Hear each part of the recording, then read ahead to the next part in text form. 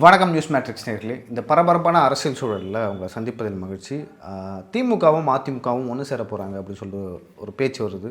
யார் அதிக தொகுதிகள் அதிகமாக எடுத்து தமிழக வெற்றி கழகமே வந்து ஆட்சி அமைக்க போகிறதில்ல அப்படின்னு ஒரு நியூஸும் வருது. அது குறித்து தான் ஒரு சின்ன உரையாடல். வணக்கம். வணக்கம் சார். எப்படி இருக்க? நல்லா இருக்கேன் சார். கையெழுத்து போட்டு வந்துட்டியா? போட்டு வந்துட்டேன் சார். சரி, சங்கர் சாரை பற்றி என்ன சொன்னார்? பார்த்தேன். அவர் வந்து சார் வந்து இன்னும் அதிர்ச்சியிலேருந்து மீள முடியாமல் இருக்கார். ஓகேவா? தாவேக்க வெற்றி பெற்றுச்சுன்னு இல்லை, அவர் சாக்கு அவர் வந்து எதிர்பார்க்கல. Okay okay. சார் எதிர்பார்க்கல. அவருக்கு இது நிறையா பேர் கேட்டிருந்தாங்க, அவரை பற்றி அப்டேட் கொடுங்க அப்படின்னு சொல்லிட்டு. 28 ஏப்ரல் 28 அவருக்கு ஹார்ட்டில் மறுபடியும் பெயின் ஆச்சு அப்படின்னு சொல்லிட்டு அப்படி ஒரு மாதிரி படபடன்னு வந்துருச்சு அப்படின்னு சொல்லிட்டு மெடிக்கல் செக்கப்லாம் கேட்டிருந்தாங்க. ஆனால் வந்து சிறைத்துறை வந்து இல்லை அப்படின்னு சொல்லிட்டு மறுத்துட்டாங்கன்னா ஹைகோர்ட்டு ஆர்டர் போட்டிருந்தாங்க. அது இந்த எலெக்ஷன் டியூட்டி இருக்குப்பா, வாக்கு எண்ணிக்கை அது இருக்குது அப்படின்னு சொல்லிட்டு தொடர்ந்து வந்து தள்ளி போயிட்டே இருந்துச்சு. அதை செக் பண்ணுறதுக்காக தான் மருத்துவமனையில் அனுமதிச்சிருந்தாங்க சார். இப்போ ஓகே, நல்லா தான் இருக்காரு. ஆனால் வந்து உடம்பு தான் ரொம்ப இழைச்சி போயிட்டு அவங்க அம்மா இருந்துட்டாங்க. அந்த துக்கம் வேறு, அதே டிப்ரெஷன் ஆகிருக்கும். சரி, இப்போ வந்து எப்படி பார்க்குற? அதிமுகவும் திமுகவும்னா சேர போகிறாங்க. இல்லை, என்ன ஏதோ புரளி மாதிரி இருக்குது சார் உண்மையிலேயே. ஏன் இல்லை சேரக்கூடாதா? இல்லை, சேர்ந்தா என்னன்னா இங்கே தமிழ்நாட்டில் வந்துட்டு திமுகவை மையப்படுத்தி தான் அரசியலே இங்கே நடக்குது. ஆமாம். அப்புறம் திமுக அதிமுக சேர்ந்துட்டு அப்புறம் என்ன அரசியல் தமிழ்நாட்டில்? அடுத்து அவ்வளோதான், விஜய் தான் வந்து தமிழ்நாட்டில் அடுத்த 20 வருஷத்துக்கு. ஆமாம், அவர் தான் இருப்பார்ல. சரி, இங்கே பாரு, இது வரைக்கும் தமிழ்நாட்டில் அப்படி நடந்ததே இல்லை. இப்போ 108 தொகுதி அவர் வின் பண்ணிக்கிறாரு. காங்கிரஸ் பாமகலாம் போனால் ஈஸியாக ஒரு ஆட்சி அமைச்சிடுவார். ஆனால் காங்கிரஸ் வந்து விஜய் கூட போன ஒரே காரணத்துக்காக விஜய் வந்து இனிமேல் நாங்கள் விட்டு வைக்க மாட்டோம், விஜய் வந்து சிஎம் ஆகக்கூடாது அப்படின்னு சொல்லிட்டு ஒரு மென்டாலிட்டியில் வந்து யார் இருக்காங்கன்னா பாஜக இருக்காங்க. 2 முறை போய் ஆளுநரை சந்தித்தார் விஜய் அவர்கள். எனக்கு இந்த மாதிரி ஆட்சி அமைக்க உரிமை கோருங்கள் அப்படின்னு. இல்லை முடியாது, நீங்கள் 118 எம்எல்ஏக்களை வந்து காட்டுங்க அப்படின்னு சொல்லிட்டுருக்காரு. ஆக்சுவலாக வந்து ஒரு கட்சி இப்போ வந்து வெற்றி பெறுதுன்னா யார் வந்து மெஜாரிட்டி எடுக்கிறாங்களோ, யார் அதிகமாக எடுக்கிறாங்களோ அவங்கள வந்து ஆட்சி அமைக்க உரிமை கோருவாங்க. இல்லை நீங்கள் 118 எம்எல்ஏக்கு தான் உங்களுக்கு இருக்குதுன்னா அதை காமிங்க அப்படின்னு சொல்லிட்டு எந்த ஆளுநரும் சொல்ல மாட்டாங்க. ஃப்ளோர் டெஸ்ட் நடக்கும். சபாநாயகரை தேர்ந்தெடுத்து ஃப்ளோர் டெஸ்ட் நடக்கும். அங்கே வாக்குப்பதிவு யாருக்கு வந்து 118 இருக்காங்க அப்படின்னு சொல்லிட்டு அதுக்கப்புறம் தான் வந்து ஆமாம் இவங்கள்ட்ட இருக்காங்கப்பா, இவங்க ரூலிங் பார்ட்டியாக இருக்கலாம்னு சொல்லிட்டு சொல்லுவாங்க. ஆனால் இங்கே வந்து லைக் பிஜேபியோட தலையிட்டால் இந்த மாதிரி ஒரு விஷயம் நடக்குது. நீ அதை எப்படி பார்க்குற? காங்கிரஸ் வந்து திமுக கூட்டணியை உடச்சிட்டு, இது காங்கிரஸ் வந்து தேர்தலுக்கு முன்னாடியே போயிருக்கலாம். இல்லை, அதான் உள்ளுக்குள்ளே இருந்த ரொம்ப சில திமுக நிர்வாகிகளால் தான் அது வந்து தடுக்கப்பட்டுச்சுன்னு நினைக்கிறேன். செல்வப்பெந்தை அவர்கள் தான் முக்கிய காரணம் போகாதுக்கு. பாச்சி நம்புகிறோம். ஆமாம், அந்த ஒரு எம்பி சீட்டுக்கு தானே ஆசைப்பட்டு. ஆமாம். இல்லை, எனக்கு தெரிஞ்ச முன்னாடி போயிருந்தாங்கன்னா அரசியல் கிழமை வேறு மாதிரி போயிருக்கலாம்னு நினைக்கிறேன். ஆமாம் ஆமாம் ஆமாம், அரசியல் கிழமை வேறு மாதிரி போயிருக்கோம். இப்போ வந்து அதிமுக யாரை போய் தீய சக்தின்னு சொல்லுவாங்க? திமுக தீய சக்தின்னு சொல்லுவாங்க. இப்போ அதிமுக சொல்ல முடியுமா? சரி, திமுக சொல்ல முடியுமா? முடியாது. இப்போ அதிமுக வந்து பாஜகவோட கூட்டணி வச்சு தான் வெற்றி பெற்றாங்க. அவங்க கூட வந்து இப்போது திமுக வந்து கூட்டணி வைக்க போகிறாங்க. இப்போ இங்கே என்ன, யார் வந்து அரசியல் அதை ஏக்கப்பட்டாங்கன்னா, ஒரு பக்கம் வந்து காங்கிரஸ் என்ற ஒரு தேசிய கட்சி தமிழக வெற்றி கழகம் பக்கம் போயிடுச்சு. அதுக்கப்புறம் பாஜக வந்து அதிமுக கூட இருக்குதுன்னு வச்சுங்க. இப்போ யார் அரசியல் அதை ஆக்கப்பட்டாங்கன்னா திமுக தான். இப்போ இந்த நாள் வரைக்கும் வந்து திமுக என்ன சொன்னாங்க? பாசிச பாஜக உள்ள வந்துடும், காங்கிரஸ் என் கூட இருக்குது, ஓட்டு போடுங்க அப்படின்னு சொல்லிட்டு சொன்னாங்க. ஆனால் இப்போ வந்து அந்த மாதிரியான ஒரு அரசியலை வந்து பண்ணவே முடியல. ஸோ அவங்களோட வந்து எக்ஸிஸ்டிங் கிரைசிஸ்ன்னு சொல்லுவாங்க, அவங்களோட இருப்பே வந்து கேள்விக்குறியாக இருக்குது அப்படின்னு நான் சொல்லுவேன். இல்லை, பாசிச பாஜக அப்படின்னு சொல்லிட்டு தான் திமுக வந்து தொடர்ந்து வந்து அரசியல் பண்ணிகிட்ருக்காங்க. அப்படி இருக்கப்ப எப்படி நீங்கள் வந்து சொல்கிறீங்க பிஜேபி வந்து அழுத்தம் கொடுக்குது, அதனால வந்து திமுக வெளியிலேருந்து அதிமுகவுக்கு ஆதரவு கொடுக்கணும்னா அதை எப்படி நான் பார்க்குறதுன்றேன்? ஏற்றிக்க முடியல. அதுதான் நான் சொல்கிறேன். இல்லை, ஆனால் வந்து செய்தி ஊடகங்கள் வந்து தொடர்ந்து இப்படியான அந்த ஒரு பின்பத்தை கட்டமைக்கிறாங்க. நிறைய பத்திரிகையாளர்களும் வந்து அப்படி சொல்கிறாங்கன்றதான் எனக்கு ரொம்ப ஆச்சரியமாக இருக்குது. இல்லை, அந்த மாதிரி பேச்சு போயிட்டுருக்கு. அதை வந்து அப்படியே வந்து நியூஸ் நேற்று போட்டாங்க. நேற்று நைட்லேருந்து இந்த மாதிரி ஆர்கே ராதாகிருஷ்ணன் இருக்கார்ல, அவர் வந்து பேசினார் ஃபஸ்ட்டு எக்ஸில். அதுக்கப்புறம் பார்த்தா எல்லாமே பேசுகிறாங்க. ஆமாம், அந்த மாதிரி பேச்சு நடந்துக்கிட்டு இருக்குது. அப்புறம் எனக்கு தெரிஞ்ச வந்து ஒரு இன்டெலிஜென்ஸ்லேருந்து லைக் உளவுத்துறையிலேருந்து ஒருத்தவங்க பேசினாங்க. அவங்க பேசும்போது என்ன சொன்னாங்கன்னா, இந்த மாதிரி காங்கிரஸ் தமிழக வெற்றி கழகத்துடன் வந்து போனது கொஞ்சம் கூட பாஜகவுக்கு பிடிக்கல. ஏன்னா திமுகவும் பாஜகவும் ஏற்கனவே வந்து ஒரு அண்டர்ஸ்டாண்டிங்கில் இருக்காங்க. அது ராகுல் காந்திக்கு தெரியும். அப்படி தெரிஞ்ச உடனே இப்போது அந்த அண்டர்ஸ்டாண்டிங்கை விட்டு வந்து காங்கிரஸ் வந்து தமிழக வெற்றி கழகத்தோடு வருது. இப்போ தமிழக வெற்றி கழகம் வந்து தொடர்ந்து பாஜகவை வந்து எதிர்க்குது. ஓகேங்களா? எதிர்க்கும் போது இப்போ 2 பேரும் ஒன்றா சேர்த்துடுறாங்க. ஏற்கனவே தமிழக வெற்றி கழகம் அதிக தொகுதிகள் வெற்றி பெற்றிருக்கு. இப்போ காங்கிரஸோட சேர்றாங்க. ஏன் வந்து பாஜக தமிழக வெற்றி கழகத்தை பார்த்து பயப்படுறாங்கன்னா, அதிமுக திமுக வந்து பயப்படுறாங்க. இங்கே அவங்களுக்கும் வந்து அவங்களோட இருப்பை தக்க வச்சுக்கணும். ஏன் வந்து பாஜக பயப்படுறாங்கன்னா, 2029 வந்து எலெக்ஷன் வருது. எலெக்ஷன் வரும்பொழுது விஜய் அவர்களுக்கு வந்து தமிழ்நாட்டில் எப்படி ஃபேன் பேஸ் இருக்கோ இந்த மாதிரி கேரளாவிலையும் இருக்குது. கேரளாவிலையும் எல்லா சீட்டையும் விழுவாங்க.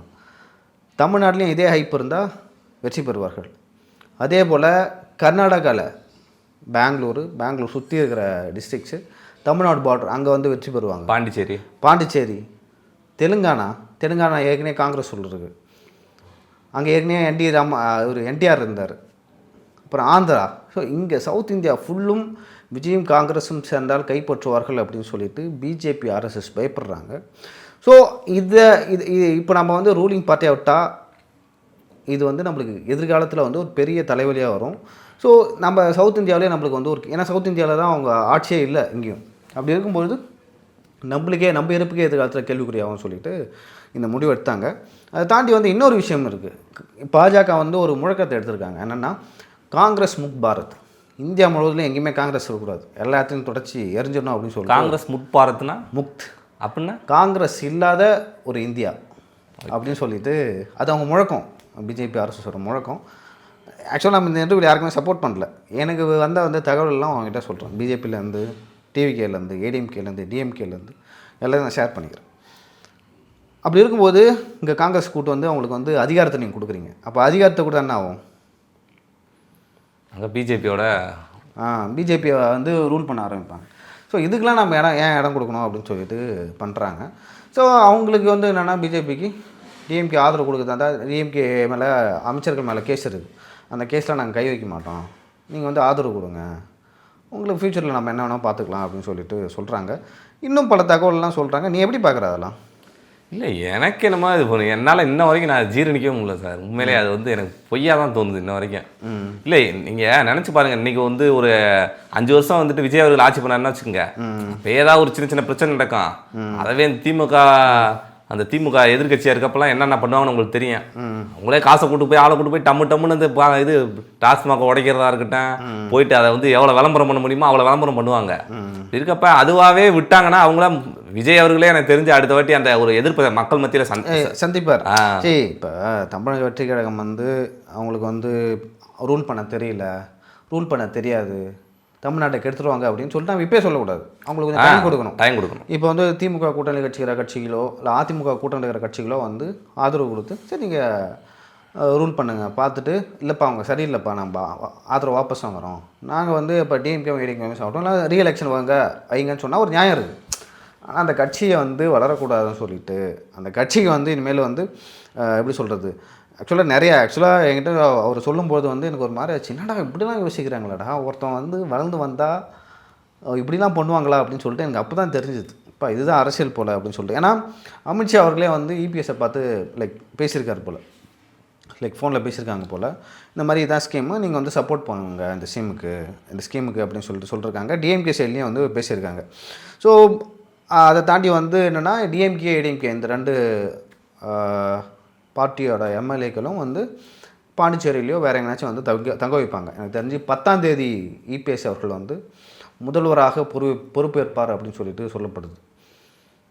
எனக்கு நம்ப முடியல. இந்நேரம் அவர் இபிஎஸ் அவர்கள் வந்து பாண்டிச்சேரிக்கு போயிட்டார். ஸோ இது 3 விஷயம் வந்து நடக்கிறதுக்கான வாய்ப்பு இருக்குது. என்னென்னா ஏடிஎம்கே வந்து கவர்மெண்ட் ஃபார்ம் பண்ணி அது டிஎம்கே சப்போர்ட்டால் ஃபார்ம் பண்ணி 3 வந்து 2 பங்கு நீங்கள் எம்எல்ஏக்கள் உடச்சா என்ன ஆகும்? அவ்வளோதான், அவருக்கு மெஜாரிட்டி கிடச்சிடும். ரீஎலெக்ஷன் வைப்பாங்க. கட்சி தாவல் தடை சட்டம்னு ஒன்று இருக்குது. இப்போ வந்து ஒரு 100 பேர் இருக்காங்கன்னா 3ல் 2 பங்கு வந்து போயிட்டாங்கன்னா அவங்க தான் மெஜாரிட்டி. நீங்கள் அவங்களை எதுவுமே பண்ண முடியாது. ஓகேங்களா? இப்போ எதுவுமே பண்ண முடியாதபடி வந்து அப்படி எம்எல்ஏக்கள் நீங்கள் விலைக்கு வாங்கிட்டேன்னா அப்போது நீங்கள் கட்சி தாவல் தடை சட்டத்தையுமே எடுக்க முடியாது. ஸோ இதெல்லாம் வந்து அவங்க ஒரு ஐடியா பண்ணிருக்காங்க. அதே போல் சில ஏடிஎம்கேலையும் சரி டிஎம்கேலையும் சரி சில எம்எல்ஏக்கள் இந்த ஸ்கீம் இருக்குல்ல, ஆக்சுவலாக இதை வந்து ஸ்கீம் அப்படின்னு சொல்லிட்டு சொல்கிறாங்க. இது என்ன ஸ்கீம்னு எனக்கு தெரியல. இது ஒரு பிளான். இந்த பிளானுக்கு வந்து ஏடிஎம்கேலையும் சரி டிஎம்கேலையும் சரி சில எம்எல்ஏக்கள் வந்து உடன்படல் இல்லை, இது சரிப்பட்டு வராது, இது ஒர்க் அவுட் ஆகாது. ஏன்னா ஒரு காலத்தில் வந்து இப்போ எம்ஜிஆர் அவர்கள் திமுகவிலேருந்து பிரிஞ்சு வரதுமே 2 பேரும் வந்து நீரும் நெருப்பாக இருக்காங்க. அப்படி இருக்கும்போது திமுக தீய சக்தின்றது, அவங்க வந்து A1 குற்றவாளி ஜெயலலிதா அப்படின்னு சொல்லிட்டு சொல்கிறது, எம்ஜிஆரை கூத்தாட்டின்னு சொல்கிறது திமுக சார்பாக, இதுதான் வந்து தமிழக அரசியலில் கிட்டத்தட்ட ஒரு 50 வருஷத்துக்கு மேலே நடந்துகிட்ருக்கு. அப்போது நாளைக்கு எலெக்ஷன் வச்சா தீய சக்தின்னு அதிமுக யாரை சொல்லும்? ஊழல் குற்றவாளி வந்து உங்கள் தலைவராக இருந்தாங்க, ஜெயிலுக்கு போனாங்க அப்படின்னு சொல்லிட்டு திமுக யாரை சொல்லும் அப்படின்னு சொல்லிட்டு பல கேள்விகள் வருது. ஸோ இப்போ 32 இந்த மாதிரி வந்து எம்எல்ஏக்களை வந்து நமக்கு உடச்சா மெஜாரிட்டி காலி பண்ணாங்கன்னா வச்சுங்களேன், ஸோ ரீஎலெக்ஷன் வைப்பாங்க, இல்லைனா எம்எல்ஏக்கள் இந்த பக்கம் வந்துடுவாங்க. ஈஸியாக வந்து அப்போ கூட வந்து திமுக வந்து வாபஸ் வாங்கிக்கலாம் ஆதரவை. இது ஒரு விஷயம். இப்போ அந்த ஸ்கீம் எதுவுமே நடக்கலை, இதில் எதுவுமே ஒர்க் அவுட் ஆகலை, டிஎம்கே வந்து பேக் அடிக்கிறாங்க, சில எம்எல்ஏக்கள் வந்து பேக் அடிக்கிறாங்க அப்படின்னா அங்கே வந்து என்ன பண்ணுற போகிறாங்கன்னா ஜனாதிபதி ஆட்சி பிரசிடென்ட் ரூலை வந்து கொண்டு வர போகிறாங்க தமிழ்நாட்டில். அப்படின்னா 6 மாதம் தான், அதுக்கப்புறம் ரீஎலெக்ஷன் நடத்தணும்ல. ரீஎலெக்ஷன் நடக்கும். பட் அப்போ ரீஎலெக்ஷனுமே என்ன மக்கள் நினைப்பாங்க, 1.25 கிட்ட இருந்து வாக்குகள். அப்படி இருக்கும்போது அதுக்கு அடுத்து எலெக்ஷன் வச்சா 2 கோடி 2.5 கோடி கிட்ட வெல்லுவாங்க. ஓகேங்களா? அந்த அதை வந்து அந்த பரிதாபாலையே அது என்னமோ அந்த சிம்பத்தி அந்த சிம்பத்தியில் வந்து ஆயிடுவாங்க. ஸோ அதுக்கு வந்து ஏடிஎம்கேவும் டிஎம்கேவும் இடம் கொடுக்க மாட்டாங்க. அதனால தான் வந்து டிஎம்கேலேருந்து இன்றைக்கி ஆர்எஸ் பாரதி அவர்கள் சொல்லிட்டுருக்காங்க, தலைவர் வந்து ஒரு முடிவு எடுக்க போகிறாரு, அந்த முடிவை வந்து என்ன முடிவு எடுத்தாலும் வந்து நீங்கள் சப்போர்ட் பண்ணணும் அப்படின்னு சொல்கிறாங்க. அந்த கூட்டத்திலையும் வந்து எம்எல்ஏக்கள் நிறைய தீர்மானங்கள் நிறைவேற்றினாங்க. அந்த தீர்மானங்கள் பற்றி பார்த்தீங்கன்னா வச்சுங்களேன், இந்த சட்டமன்ற தேர்தலில் சிறப்பாக பணியாற்றவர்களுக்கு வந்து நன்றிகள். அதே போல் காங்கிரஸுக்கு வந்து கண்டன தீர்மானம், எம்எல்ஏக்கள் வந்து யாருக்கு ஆதரவு அளிக்குன்னு சொல்லிட்டு அந்த முடிவை வந்து ஸ்டாலின் அவர்கள் தான் எடுப்பார் அப்படின்னு சொல்லிட்டு இந்த மாதிரியான விஷயங்களை வந்து சொல்லியிருக்காங்க. இதெல்லாம் வச்சு பார்க்கும்போது ஏடிஎம்கே டிஎம்கே அலையன்ஸ் வந்து உறுதியாகிடுச்சு. எனக்கு தெரிஞ்சு டிவிகே எம்எல்ஏக்களோட நிலை என்னன்னு தெரியல இன்னும் கொஞ்ச நாளில். ஏன்னா அதுக்கு தான் வந்து இங்கே இருக்கிற ஏடிஎம்கேவும் டிஎம்கேவும் ஒன்று சேர்றாங்க. தமிழக மக்கள் அதை ஏற்றுக்கொள்வாங்களா இல்லைன்னு சொல்லிட்டு எனக்கு தெரியல, பொறுத்துன்னு தான் பார்க்கணும். இப்போ மக்கள் எல்லாம் ஓட்டு போட்டு விஜய் அவர்கள் தான் முதலமைச்சர் ஆகணும்னு சொல்லிட்டு எல்லாரும் ஓட்டு போட்டு அவருக்கு மெஜாரிட்டி கொடுத்துருக்காங்க. மெஜாரிட்டினா அந்த 108 தொகுதி ஜெயிக்க வச்சுருக்காங்க. அப்படி இருக்கப்ப நீங்கள் வந்துட்டு அதை வந்து மாற்றி நாங்கள் 2 பேரும் கூட்டணி வச்சு ஆட்சி பண்ணுறோன்னா அது எப்படின்னு எனக்கு புரியல. அது உண்மையிலே வந்து ஒரு ஜனநாயக ரீதி அது வந்து ஒரு உண்மையிலே ஒரு ஜனநாயக படுகொலைன்னு தான் நான் பார்க்குறேன். ஜனநாயக படுகொலை படுகொலை இல்லை. சரி, நீ இப்படி வச்சுக்க, அப்போ ஏடிஎம்கேவும் டிஎம்கேவும் ஒன்றா சேர்ந்தோன்னா அவங்கள்ட்ட மெஜாரிட்டி இருக்குது, அவங்க ஆட்சி அமைச்சிட்டு போட்டோம். அது எப்படி இருந்தாலும் லைக் மக்கள் மத்தியில் வந்து ஒரு வெறுப்பு வரும்ல டிஎம்கேக்கும் ஏடிஎம்கேக்கும். இல்லை, அதான் வெறுப்பு தான் சம்பாதிக்க போகிறாங்க. அடுத்து நீங்கள் 5 வருஷத்தை பார்க்குறீங்க, அடுத்த 10 வருஷம் அரசியல், அடுத்த ஒரு 50 வருஷம் அரசியலை நீங்கள் பார்க்கணும்ல. பார்க்கணும். பட் அதுக்குள்ளே வந்து நான் டிவிகே எம்எல்ஏக்களை உருவிட்டா இல்லை சார், நான் என்ன சொல்கிறேன், இன்றைக்கி டிவிக்கு எம்எல்ஏக்களை நீங்கள் காசு கொடுத்து உருவலாம், எல்லாம் பண்ணலாம். நீங்கள் மக்களோட மைண்ட் செட்டை நீங்கள் உருவ முடியாது, மக்களோட மைண்ட் செட்டை நீங்கள் காசு கொடுத்து வாங்க முடியாது. ஏன்னா இந்த தேர்தலில் பிரதிபலிச்சு அது ஃபுல்லாக காசு கொடுத்தாலும் மக்கள் வந்து அந்த மனநிலை மாறல. இல்லை, இந்த எலெக்ஷன்லேயே வந்து டிஎம்கேலேருந்து காசு கொடுத்தாங்க, ஏடிஎம்கேலேருந்து காசு கொடுத்தாங்க. ஓகேங்களா? அந்த காசை வாங்கி எல்லாரும் என்ன பண்ணாங்க, ஒயிட் சட்டை அந்த காக்கி பேண்ட்டை வாங்கி போட்டு ஓட்டு தான் போட்டாங்க. டிவிகேக்கு ஓட்டு போனாங்க. சில பேர் காசு வாங்கிட்டு டிவிகேக்கு வந்து ஓட்டு போட்டாங்க.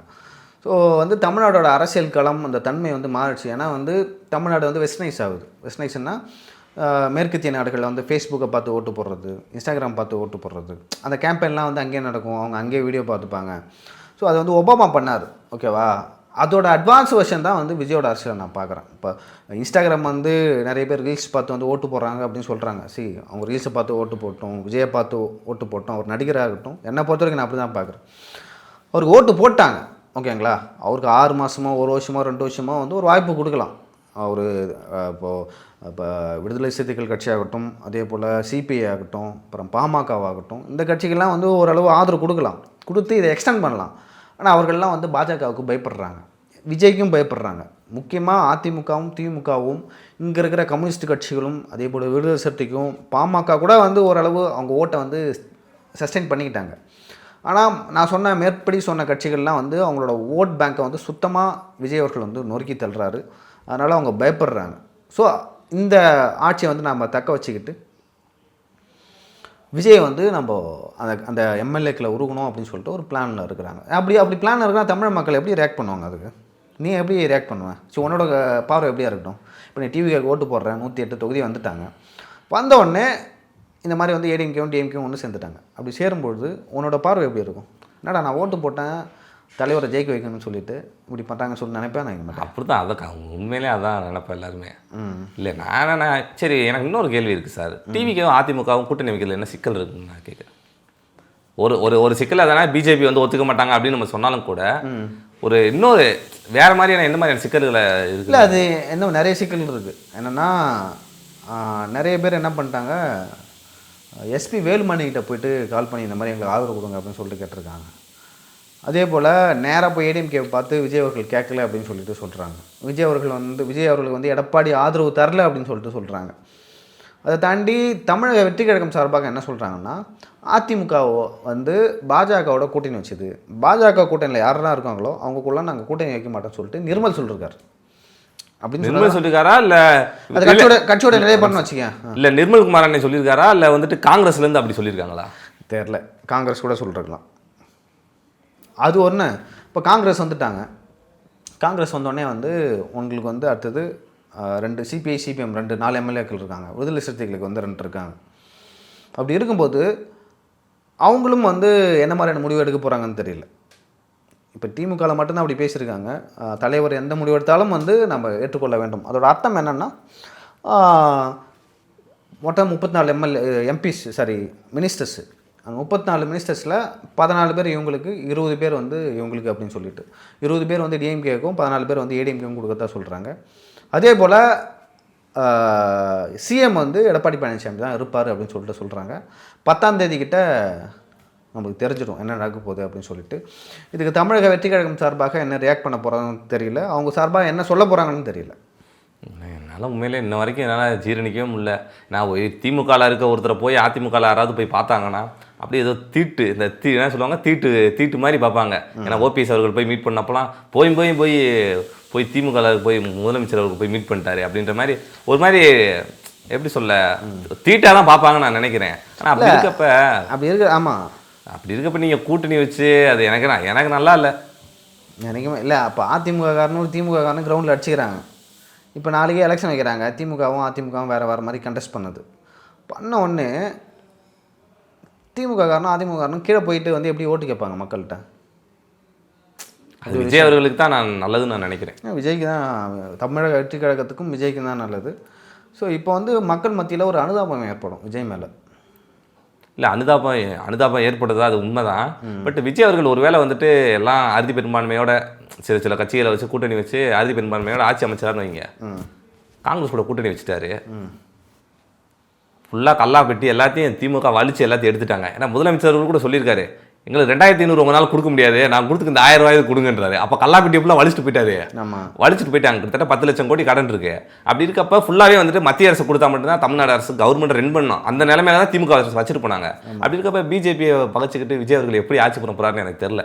ஏன்னா ரியாலிட்டி வேற இல்லை. நிறையா பேர் சொல்லலாம் பிஜேபி அதெல்லாம் தாண்டி தலைவர் பண்ணிடுவார் அப்படின்னாலும் ரியாலிட்டின்னு ஒன்று இருக்குல்ல சார், அது எப்படி பண்ண போறாருன்னு நான் கேட்குறேன். இல்லை, விஜய் அவர்கள் வந்து வாக்குறுதிகள் வந்து கொடுத்துட்டாரு. ஓகேவா, ஏற்கனவே திமுகவே கஷ்டப்படுறாங்க. 1000 ரூபா வந்து கொடுக்குறோன்னு சொல்லிட்டு லைக் கொடுக்கறதே கஷ்டமாக இருக்குது. அப்புறம் இலவச பேருந்து பயணம் இதெல்லாம் வந்து நம்ம சொல்லிட்டோம். விஜயும் சொல்லிட்டார். இப்போ 2500 ரூபா வந்து ரொம்ப அதிகம். வருஷத்துக்கு 6 சிலிண்டர். தாய்மாமன் சீரு ஒரு சவரன். ஆமாம், அண்ணன் சீரு தாய்மாமன் சீரு அப்படின்னு சொல்லிட்டு அள்ளி தெரிச்சிட்டாங்க. தெரிச்ச உடனே வந்து விஜயே ஆட்சிக்கு வந்தாலும் அவர் கொஞ்சம் சிரமமாக தான் இருந்திருக்கும். அவரை வந்து சமாளிக்கிறதே ரொம்ப கஷ்டமாக இருந்திருக்கும். ஆனால் ஊழல் இல்லை, கட்சியில் ஊழல் இல்லை, வந்து ஆட்சி வந்து நேர்மையாக நடக்குது அப்படின்னா வச்சிங்களேன், இதெல்லாம் பண்ணலாம். அதிமுக ஆட்சியில் வந்து அதெல்லாம் நடக்கும். அடித்து மீதி தான் நம்மளுக்கு கொடுப்பாங்க, நாங்கள் வச்சுங்க அப்படின்னு சொல்லிட்டு. ஆனால் ஊழல் எதுவுமே நடக்கலைன்னா விஜய் அதை பண்ணுறதுக்கான சாத்தியக்கூறுகளும் இருக்குது. இல்லை, ஊழல் பண்ணலனாலும் நீங்கள் 10 லட்சம் கோடி கடனை வாங்கி வச்சுட்டு அதுக்கு வட்டி கட்டுறதுக்கே எல்லா காசும் போயிருமே. கிட்டத்தட்ட ஒரு 60% 70% பணத்தை ஃபுல்லாக வட்டி கட்டுறதுக்கே போயிடும் வாங்கின கடனுக்கு. அப்படி இருக்க மீதி பணத்தை வச்சு எப்படி கவர்மெண்ட் ரன் பண்ண போகிறாங்கன்னு எனக்கு புரியல. எனக்கும் புரியல எப்படி ரன் பண்ண போகிறாங்கன்னு. எடப்பாடி பழனிசாமிக்கும் தெரியல. ஏன்னா லைக் ஹரிபரியாக பாண்டிச்சேரி கிளம்பி போகிறாரு. அதிமுககாரங்க அதை எப்படி பார்ப்பாங்க? ஏன்னா லைக் இங்கே வந்து எடப்பாடி பழனிசாமியில் ஒரு இது இருக்குது. என்னென்னா விஜய்க்கு வந்து ஸ்பேஸ் கொடுத்ததே அவர் தான். ஒரு நல்ல எதிர்கட்சியாக ஃபீல்டுக்கு போயிட்டு டிஎம்கேவை அடிச்சிருந்தா இல்லை கேஸ் போட்டிருந்தா ஆர்ப்பாட்டம் போராட்டணும் ரொம்ப ஒரு வலிமை மிக்க தலைவராக இருந்தால் வச்சிங்களேன், இந்நேரத்துக்கு வந்து லைக் விஜய்க்கு அந்த ஸ்பேஸ் கிடச்சிருக்காது. இவர் ரொம்ப 4 வருஷம் அமைதியாக இருந்துட்டு விட்டுட்டார். விட்டு அந்த கேப்பில் வந்து விஜய் பூந்துக்கிட்டார். பூந்த உடனே வந்து விஜய் அவங்களால் சமாளிக்க முடியல. டிஎம்கேவும் அசால்ட்டான்ட்டாங்க, ஏடிஎம்கேவும் அசால்ட்டான்ட்டாங்க. விஜய் என்ன பண்ணுறாரு, ஒரு 10% வாங்குவாரா, 20% வாங்குறான்னு சொல்லிட்டு ரொம்ப அமைதியாகிட்டாங்க. டிஎம்கே என்ன நினச்சாங்கன்னா, அவர் வந்து அதிமுக ஓட்டை தான் வாங்க போகிறான்னு நினச்சாங்க. அதிமுக என்ன நினச்சாங்கன்னா, அவர் டிஎம்கே ஓட்டை தான் வாங்க போகிறான்னு நினச்சாங்க. ஆனால் வந்து அவர் 2 பேர் ஓட்டையும் வாங்கி அவர் வின் பண்ணிட்டார். 2 பேருமே ரொம்ப அசால்ட்டான்ட்டாங்க. ரொம்ப தப்பு கணக்கு போட்டாங்க விஜயை பற்றி. அதான் இன்னுமே நான் என்ன நினைக்கிறேன்னா, அங்கே இருக்க தாவேக்கால இருக்க வேட்பாளர்கள்லாம் வந்துட்டு அவங்களுக்கே நம்பிக்கை இருந்திருக்காது நம்ம ஜெயிப்போம் அப்படின்னு சொல்லிட்டு. ஒருவேளை இப்படி ஜெயிப்போம் அப்படின்னு ஒரு நம்பிக்கை இருந்துச்சுன்னு வச்சுங்க, இன்னும் நல்லா ஒர்க் பண்ணி இன்னும் நிறையா தொகுதிகளை கைப்பற்றிருப்பாங்க நான் நினைக்கிறேன். நிறைய காசு செலவு பண்ணிருப்பாங்க. அதை தாண்டி வந்து இன்னொரு நிறைய பேர் என்ன சொல்கிறாங்கன்னா, இப்போ டிவிக்கு நிறைய பேர் வந்து கீழே இருந்து வந்தவங்க, ஏழ்மையானவர்கள், அது உண்மைதான். ஓகேவா, அவங்களுக்கு வந்து இந்த அரசு கைது காவல்துறை ஏதோ காவல்துறையை வச்சு மிரட்டுவாங்க. அப்படி மிரட்டும் போது வந்து இயல்பாகவே வந்து அவங்க மத்திய அரசின் கீழோ இல்லை மாநில அரசு காவல்துறையின் கீழோ வந்துடுவாங்க. அப்படி வரும்போது ஈஸியாக வந்து நம்ம டிவிக்கு கட்சியை அழிச்சிடலாம் அப்படின்னு சொல்லிட்டு அவங்க நினச்சிட்ருக்காங்க. அவங்க நினைக்கிறது வந்து நடக்காது அப்படின்னு சொல்லிட்டு நான் நினைக்கிறேன். ஏன்னா விஜய் அவர்களின் முகத்துக்காகவும், ஏன்னா யாருனே தெரியாது அவங்களுக்குலாம் வந்து ஒரு முகவரியை வந்து விஜய் அவர்கள் கொடுத்துருக்காரு. நம்ம பொதுவாக தான் பார்க்கணும். இப்போ நாளைக்கே நேற்றே நான் போயிட்டு வந்து சேர்ந்தேன்னா வச்சுங்க, நான் கேட்டிருந்த இடம் கொடுத்துருப்பாங்க. அப்போ நான் எம்எல்ஏ இருந்தால் வச்சுங்க, நான் அப்படியே அவருக்கு நன்றி சோசமாக தானே இருக்கணும்.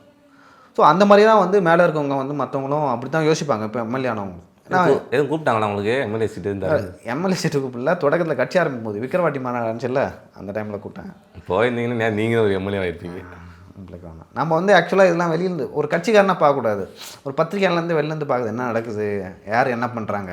இப்போ நீங்கள் அதுக்குள்ளே போய் மாட்டிங்கன்னா வச்சுங்க, அதுலேருந்து வெளில வருது ரொம்ப கஷ்டம். நீங்கள் போயிட்டீங்கன்னா அதிலே ட்ராவல் பண்ணணும். நம்ம உண்மையாக பேசினாலுமே கூட வந்துட்டு நீ அந்த கட்சிக்காரன் அப்படின்ற ஒரு முத்திரை குத்தப்பட முடியும். ஆமாம் ஆமாம். இப்போ ஃபெலிக்ஸ் சார் அவர்களும் கூட வந்துட்டு ஒரு சிலது அவர் உண்மையை சொன்னாலும் கூட, நீ தாவேக்கா கட்சியில் சேர்ந்துட்டீங்க, அதனால தாவேக்காவுக்கு நீ சப்போர்ட் பண்ணி எது பண்ணாலும் அப்படின்னு சொல்லிட்டு அவர் தாவேக்கெல்லாம் சப்போர்ட் பண்ணால் இப்போ சங்கர் சார் எத்தனை டைம் இன்டர்வியூ எடுத்துருக்காரு, மாலதி எடுத்துருக்காங்க, நான் போயிருக்கேன். இல்லை சொல்கிறேன், அந்த ஒரு முத்திரை குத்தப்படும். நான் சொல்கிறேன் குத்தப்படும் கண்டிப்பாக. ஸோ அது குத்தப்படும். ஸோ எனக்கு வந்து இப்போதைக்கு இன்ட்ரெஸ்ட் இல்லை. ஒன்றும் கொஞ்ச நாள் நம்ம பார்க்கலாம், பார்த்துட்டு அதுக்கப்புறம் கூட முடிவு பண்ணலாம். ஒருவேளை அதிமுகவும் திமுகவும் ஒன்று சேர்ந்தால் தமிழக மக்கள் என்ன நினைப்பாங்க, இங்கே இருக்கிற அந்த ஓட் பேட்டர்ன் ஒன்று இருக்குது அதிமுகவுக்கும் திமுகவுக்கும், அது எப்படி மாறும், வெற்றி கழகத்தை தமிழக வெற்றி கழகத்தை எப்படி பார்ப்பாங்க அப்படின்னு சொல்லிட்டு நமக்கு தெரியவே இல்லை. சரி, சமூக வலைதளங்களையும் அப்புறம் சர்க்கிளில் இருக்கவங்களாம் என்ன பேசிகிட்டு இருக்காங்க, இது நடக்காதே, என்ன விஜய் அவர்களை பார்த்து இப்படி பயப்படுறாங்களா, அப்படி இவ்வளோ மக்கள் வந்துட்டு விஜய் அவர்கள் தான் முதலமைச்சரானு ஓட்டு போட்டிருக்காங்க, இப்போ போய் இப்படி சேர்ந்தா அது விஜய் அவர்களுக்கு தான் நல்லதுன்னு சொல்லிட்டு அவங்களே பேசிக்கிறாங்க. விஜய் அவர்களுக்கு தான் நல்லது அப்படின்னு சொல்லிட்டு. இன்னொன்று சார், நான் உங்கள்கிட்ட கேட்குறேன்னு நினைக்கிறேன், எதுக்கு சார் நேற்று அந்த புரோட்டோக்கால் முதலமைச்சர் அவர்களுக்கு வழங்குற அந்த புரோட்டோக்கால்லாம் வந்துட்டு ஏன் வாபஸ் வாங்கிட்டாங்க? ஆக்சுவலாக அது வந்து எப்பயுமே வந்து பண்ணுவாங்க. இப்போ 2006 2011 வந்து கலைஞர், அதுக்கப்புறம் எலெக்ஷன் ரிசல்ட் வந்தோடனே என்ன பண்ணுவாங்க, அங்கே இருக்கிறதுலாம் வந்து சொல்லாமல் கொள்ளாமல், சார் இந்த மாதிரி கிளம்புறோம் அவங்க ஜெயிச்சிட்டாங்க சொன்னேன், சரி போங்கன்னு அனுப்பிச்சுடுவாங்க. அவங்களும் என்ன பண்ண முடியும். அந்த மாதிரி வந்து ஸ்டாலின் அவர்களும் வந்து வீட்டுக்கு போய் எலெக்ஷன் ரிசல்ட்டை பார்த்துக்கிறாங்க. பார்த்த உடனே என்னாச்சு, ரிசல்ட்டை வந்து இப்படி வந்தோடனே அப்போ விஜய் தான் அடுத்த சிஎம்னு சொல்லிட்டு சென்னை கமிஷனர், தாம்பரம் கமிஷனர். இல்லை சார், நேற்று விஜய் அவர்களுக்கு வழங்கி இந்த புரோட்டோக்காலை வாபஸ் வாங்கிட்டாங்களே. அதான் அப்படி போன உடனே என்னாச்சு, இந்த மாதிரி ரிசல்ட் வந்துருச்சா, எல்லாம் போய் அங்கே நின்றுக்கிட்டாங்க. நின்றுக்கிட்ட உடனே அது வரைக்குமே ஓகே தான், நின்ன வரைக்கும் ஓகே தான். அப்போ வந்து 108 சீட்டு வாங்கிட்ட உடனே காங்கிரஸ் திடீர்னு வந்து சப்போர்ட் கொடுக்குறாங்க தமிழக வெற்றி கழகத்துக்கு. விஜய் ராகுல் காந்தி வந்து விஜய்கிட்ட பேசுகிறாரு, விஜய் ராகுல் காந்தி கிட்ட பேசினோடனே சொல்கிறாங்க, நான் தப்பு பண்ணிட்டேன் ராகுல் காந்தி, நான் வந்திருக்கேன் முன்னாடியே அப்படின்னு சொல்லிட்டு. அதன் பிறகு வந்து செல்வ பெருந்தகையை பற்றியும் வந்து கட்சிக்குள்ளே பேசியிருக்காங்க. செல்வ பெருந்தகை அவர்கள் வந்து ராஜினாமா பண்ண போகிறாரு அப்படின்னு சொல்லிட்டு சொல்கிறாங்க. அப்படி வந்தோடனே எதிர்பார்க்கல இதில் பிஜேபி, ஏன்னா நிறைய ஃபேவர் வந்து பிஜேபியே தமிழக வெற்றி கழகத்துக்கு பண்ணியிருக்கு. எப்படி பண்ணியிருக்குன்னா, யாருக்குமே மெஜாரிட்டி வரக்கூடாது, மெஜாரிட்டி யாருக்கும் வராமல் பார்த்துக்கிட்டு நாம் எதனாலும் ஃபைனலைஸ் பண்ணிக்கலாம் அப்படின்னு நினச்சாங்க. இப்போ விஜய் வந்து ஒரு 50-60, இவங்க ஒரு 70-80 அப்படின்னு பார்த்தீங்கன்னா, ஆனால் டக்குன்னு விஜய் அவ்வளோ 108 வரைக்கும் போவான்னு சொல்லிட்டு பிஜேபி எதிர்பார்க்கல. இப்படி எதிர்பார்க்காத போது காங்கிரஸ் இங்கே வந்துட்டாங்க. வந்தோடனே அது வந்து பிஜேபிக்கு பிடிக்கல. இப்போ காங்கிரஸ் கூட சரியா நீ அப்படின்னு சொல்லிட்டு ஆளுநர் வந்து இங்கே இருக்கிற டிஜிபிக்கு கால் பண்ணி கேட்டிருக்காரு. வர வச்சு திட்டிருக்காரு போல் அப்படின்னு சொல்லிட்டு நியூஸ் வந்துச்சு. என்னென்னா, யாரை கேட்டு நீங்கள் வந்து விஜய் வீட்டுக்கு போனீங்க, அவர்னா சிஎம்மா பதவி ஏற்றுட்டாரா அப்படின்னு சொல்லிட்டு கேட்டிருக்காங்க. அதன் பிறகு விஜயோட பாதுகாப்புகள்லாம் பின்வாங்கப்பட்டிருக்கு. யார் ஏன்னா லைக் அது வந்து நடைமுறை, தமிழ்நாட்டில் இருக்கிற நடைமுறை என்னென்னா, ரிசல்ட் வந்து யார் அதிக சீட்டு வாங்குறாங்களோ அவங்க வீட்டுக்கு முன்னாடி போய் லைக் அந்த பாதுகாப்பு படையினர், அந்த வண்டி கருப்பு வேனு அதெல்லாம் போயிட்டு அங்கே தான் இருக்கும். இப்படி ஆளுநர் கேள்வி கேட்பாங்க, தமிழ்நாடோட அரசியல் சூழல் இப்படி மாறும்னு சொல்லிட்டு யாருக்கும் தெரியவே இல்லை. இப்போ தெரியாத போது டெல்லியிலேருந்து சொல்லியிருக்காங்க, லைக் ஆளுநருக்கு சொல்லியிருக்காங்க. ஆளுநர் வந்து இங்கே இருக்கிற டிஜிபிக்கு கேட்டிருக்காரு. டிஜிபியும் வந்து அந்த பாதுகாப்பை வந்து பின்வாங்க சொல்லிட்டார். ஸோ அதனால தான் வந்து விஜய் வீட்டிலேருந்து அந்த பாதுகாப்புகள் பின்வாங்கப்பட்டிருக்கு. ஆனால் கொடுக்கவும் மாட்டாங்க. ஆனால் அந்த கட்சியில் இருக்கவங்களாம் சொன்னாங்க விஜய் அவர்கள்லாம் வந்து பாதுகாப்பு வேணாம்னு சொல்லிட்டு வேணாம்னு சொன்னார் அப்படின்னு சொல்லிட்டு. அதை வந்து எப்படி நம்ம எடுத்துக்கிறதுனா, விஜய் வந்து சிஎம் ஆக மாட்டார், ஓகேவா? பிஜேபி மேலேருந்து அதான் வந்து ஒரு இண்டிகேஷனாக சொல்கிறாங்க. விஜய் வந்து சிஎம் ஆக மாட்டார், ஆளுநரும் பதவி பிரமாணம் செய்ய வைக்கல. அப்போ சிஎம்முக்கான ஒரு பாதுகாப்புக்குள்ள கார்கள், பாதுகாப்பு பணியாளர்லாம் ஏன் அங்கே போகணும்? சிஎம்முக்கு வந்து எனக்கு தெரிஞ்சு இசட்னு நினைக்கிறேன், இசட்+ஆனால் எனக்கு தெரியல, சரியாக தெரியல. ஸோ அந்த அந்த அந்த பாதுகாப்பு யார் அவர் கொடுக்க சொன்னா அப்படின்னு சொல்லிட்டு ஒரு கேள்வி எழுந்தது. எழுந்தோடனே ஆளுநர் வந்து லைக் டோஸ் விட்டோடனே பின்வாங்கிட்டாங்க. இனிமேல் போக மாட்டாங்க. ஏன்னா எனக்கு தெரிஞ்ச அவர் கட்சி ஆரம்பித்தோடனே அவ்வளோ அழுத்தத்தை பிஜேபி எப்படின்னு கொடுத்துருப்பாங்க. அப்படியெல்லாம் இன்னொரு இந்த அழுத்தத்துக்கு பயப்பட போகிறாரா அப்படின்னு நான் நினைக்கிறேன். இதெல்லாம் தாண்டி ஆட்சி அமைச்சிருவார் நான் நம்புகிறேன் சார். இல்லை ஆட்சி அமைக்கிறதுக்கு வந்து எனக்கு தெரியல எப்படி சொல்கிறதுன்னு சொல்லிட்டு. ஏன்னா இப்போது அமமுகவில் வந்து காமராஜ்னு ஒருத்தர் வந்து மன்னார்குடியில் வின் பண்ணார். டிஆர்பி ராஜாவை காமராஜ் அவர்களுக்கு வந்து கொஞ்சம் செல்வாக்கு அந்த சைடில். அமமுக ஏற்கனவே வந்து தனியாகவே 40,000 ஓட்டு வாங்கினார் காமராஜ் போன இப்போ ஏடிஎம்கே சேர்ந்ததால் வந்து வின் பண்ணிட்டார். அவருக்கு வந்து எந்த பக்கம் போகிறதுனே தெரியல. ஒன்று ஏடிஎம்கே எந்த பக்கம், டிஎம்கே பக்கம் போகலாமா, இல்லை தமிழக வெற்றி கழகம் பக்கம் போகலாமா, யார் பக்கம் போகலாம்? நாம் அவசரப்பட்டு முடிவு பண்ணக்கூடாது, அப்படியே இருக்கலாம் அப்படின்னு சொல்லிட்டு. ஏன்னா எல்லா சைட்லேருந்து அவர்கிட்ட பேசுகிறாங்களாம். அதனால் வந்து இப்போ நம்ம உடனடியாக முடிவெடுக்கக்கூடாது. இருந்தாலும் வந்து ஆளுநர் யாரை சொல்கிறாங்களோ அவங்க தான் சிஎம், அந்த பக்கம் போய்க்கலாம் அப்படின்னு சொல்லிட்டு ஒரு பொறுமையாக இருக்கார். இன்னும் நிறைய நியூஸ்லாம் இருக்குது, அதெல்லாம் பேசிக்கிட்டே போகலாம். ஏன்னா தமிழக வெற்றி கழகத்தில் நிறைய பேர் வந்து ஃபோன் சுவிட்ச் ஆஃபா, நிறைய பேர் எங்கன்னே தெரியலையா. இல்லை எல்லாத்தையுமே ஒரே ரெசார்ட்டில் தான் தங்க வச்சுருக்காங்க. இல்லை 108 பேர் இல்லை, சில பேர் எங்கன்னு தெரியல, இப்போ தான் கண்டுபிடிச்சிட்டு இருக்காங்க. என்ன சார் பாவம், அவரது முதலமைச்சர் சொல்லிட்டு இது பண்ண எல்லாத்தையும் ஆழத்துக்கு நியாயம் இல்லை. டிவிகே வந்து 2 வருஷம் முன்னாடி ஆரம்பித்தாங்க. அதிமுகவே இப்போ பாண்டிச்சேரியில் ரெசார்ட்டில் தங்க வைக்கிறாங்க. டிஎம்கேவும் இப்போ தங்க வைக்க போகிறாங்க, ஓகேவா? இப்போ என்னென்னா இந்த மாதிரி வந்து ஒரு 30-40 பேர் இருக்காங்கன்னா வச்சுங்க, தைரியமாக விட்டு நீங்கள் போய்கிண்டா எப்போனா நாங்கள் கூட்டுக்கிறோம் அப்படின்னு சொல்லிட்டு அது வேறு. ஆனால் இங்கே இருக்கிறவங்க ஒவ்வொருத்தரும் வந்து ஒரு ஆட்சி, ஓகேவா? அவங்க நினச்சா ஒரு ஆட்சியை வந்து வர வைக்கலாம், கவிழ்க்கலாம், இல்லை ஒரு ஆட்சிக்கு வந்து விதை போடலாம், அந்த மாதிரி. ஏன்னா இப்போ 108 + 5 எவ்வளோ, 113. 113. இன்னும் ஒரு 5 பேர் தான் வேணும். சபாநாயகரை சேர்த்து 6 பேர். இப்போ 6 பேர் எங்கே இருக்காங்க, தேடி கண்டுபிடிச்சிட்டு வாங்க அப்படின்னு சொல்லிட்டு டிவிகே வந்து சுற்றிட்டு இருக்காங்க. ஆனால் டிவிகேல இருக்கிற கொஞ்சம் ஒரு 2-3 பேர் நினைக்கிறேன். ஸோ அது நியூஸ் சேனல் தான் நான் பார்த்தேன். அவர் ஷபீர் அவர்கள் சொன்னார், சார் 2-3 பேர் வந்து அவர் ஃபோன் கூட சுவிட்ச் ஆஃப் ஆகிருக்கலாம் சார்ஜ் இல்லாமல். ஸோ இன்னும் வந்து ஒரு 4-5 நாளில் வந்து சுட செய்திகள் கிடைக்கும், நிறைய விஷயங்கள் வந்து நம்ம பேசலாம்.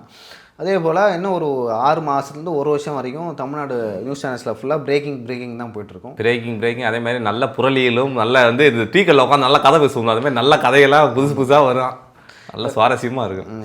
எப்பயுமே வந்து ஒரு படத்தை பார்த்து தான் வந்து பேசினு இருப்போம். இங்கே வந்து அரசியலை பற்றி வந்து யங்ஸ்டர்ஸ்லாம் பேசுகிறாங்க.